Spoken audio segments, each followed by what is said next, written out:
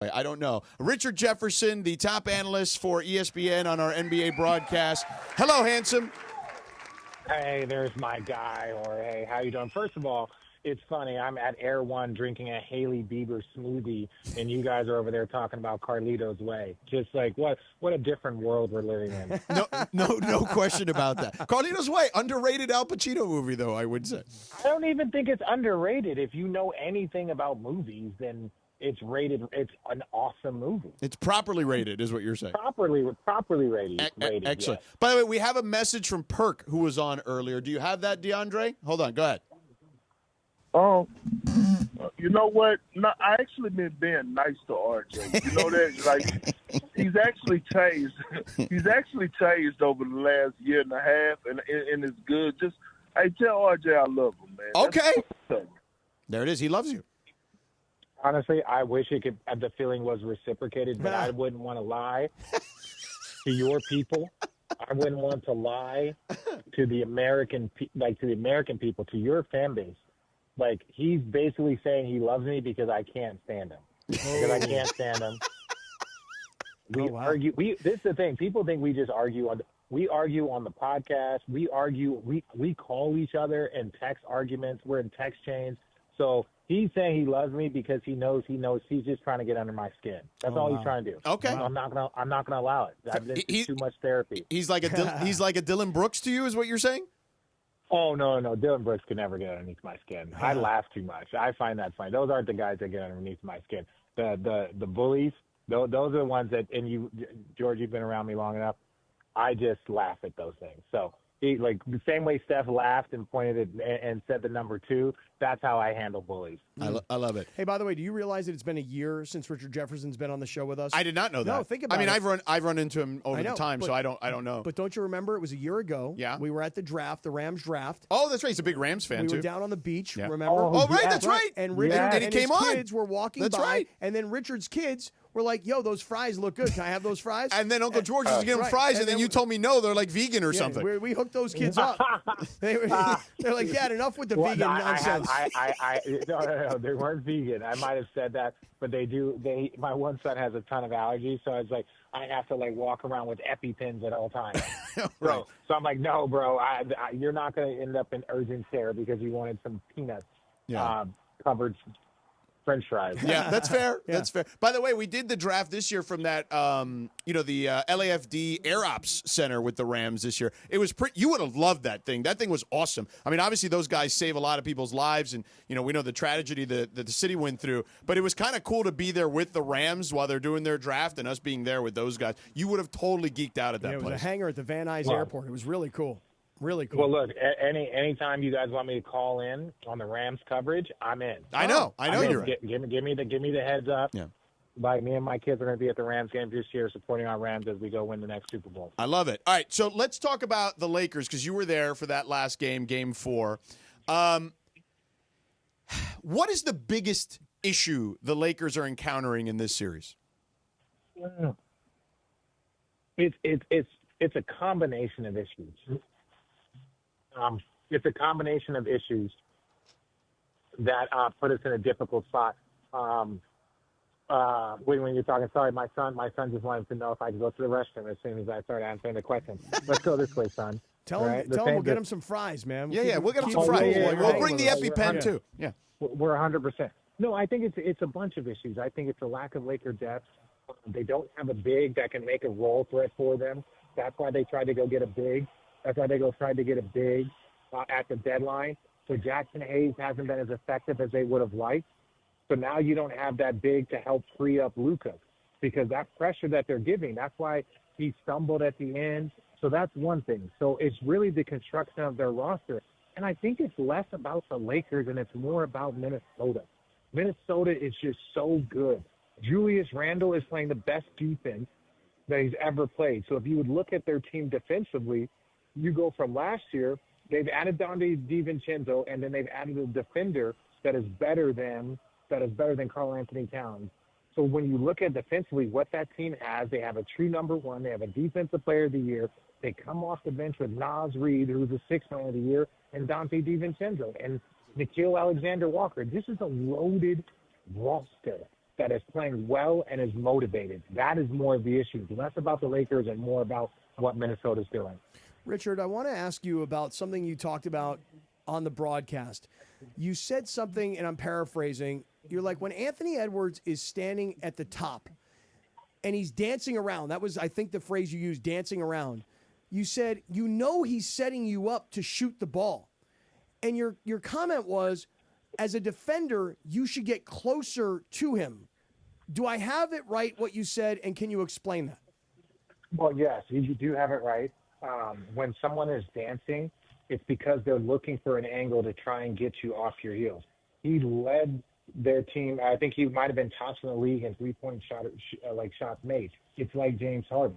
James Harden's famous step back. Luka's famous step back. They're just trying to create some space so that they can get off their threes. And so the way I would say with Anthony Edwards, considering that it's such a strong part of his weapon, when he's dancing, get to his body, force him downhill, force him into tough twos, force him into the paint. The only issue is the Lakers can't really get into him because they don't have rim protection behind. They don't have a shot blocker behind. Their defense is based off of hard work and effort. So that's why it's very, very difficult to do what I say, but also it is really the best way to guard him, is to get up into his body, very similar to what Dallas did last year. They got up into his body, forced him into Derek Lively, forced him into Gaffers. And then when you force him into those two guys, if he's making it, that's fine, but he's not going to be shooting threes, and that's where he gets really, really deadly.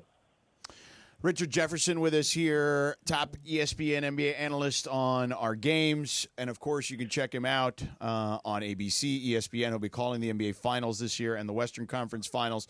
So let me ask you this, because I get, in theory, what JJ was doing in the second half with the five guys.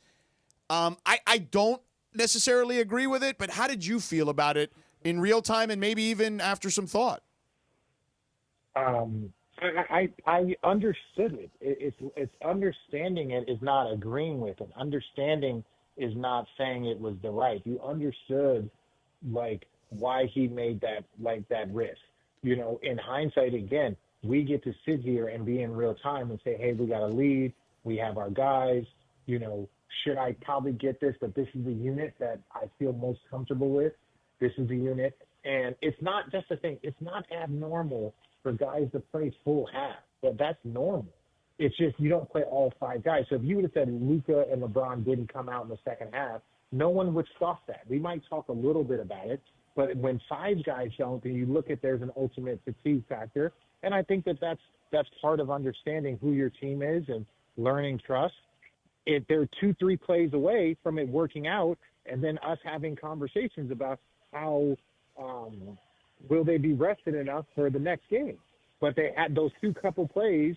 Now we're going to question the entire theory, and that's where it becomes this delicate balance. But, Richard, you were talking about it so much on the broadcast. I mean, you were pointing it out so much that all five guys had not been subbed out. And this is now deeper into the fourth quarter. I don't know about you sitting there watching the game, but me as somebody watching at home, I was like, well, I'm just waiting for them to get worn down. I mean, it was a 10-point lead, but 10 points in the NBA, I mean, that can be evaporated real quickly. Did you think the same thing, like they're going to get worn down? No, I didn't. I didn't necessarily think that because I think I knew that could be a component, but I wasn't like, oh, this is going to guarantee. Again, if Luka gets tripped, and they call that foul, then next thing you know, we're talking where Luka gets 2 free throws, and we're not talking about that.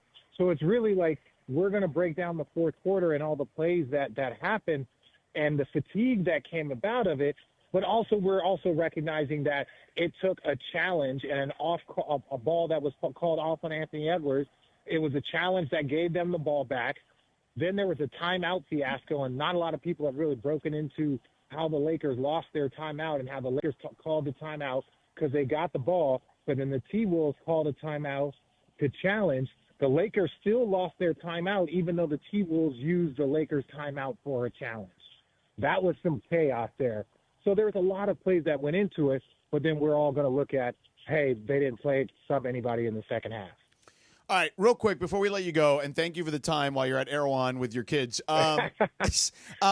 the West, like, how do you see this thing shaking out? Who do you think ends up playing in the Western Conference Finals when you call that series? I have no clue. I have no clue. They say a smart man knows what he knows and knows what he doesn't know. I have no idea. I have no idea who's going to be in it. And I say it from that standpoint. If you look at OKC, now who does OKC play? Does OKC play the Clippers? I can see the Clippers giving OKC problems, right? And that's on one side. If you look at, there's another side too, where you look at, is it going to be Golden State versus Minnesota? Is it going to be Golden State versus the Lakers? Is it going to be, one of those two teams versus the Houston? It depends all up on matchups.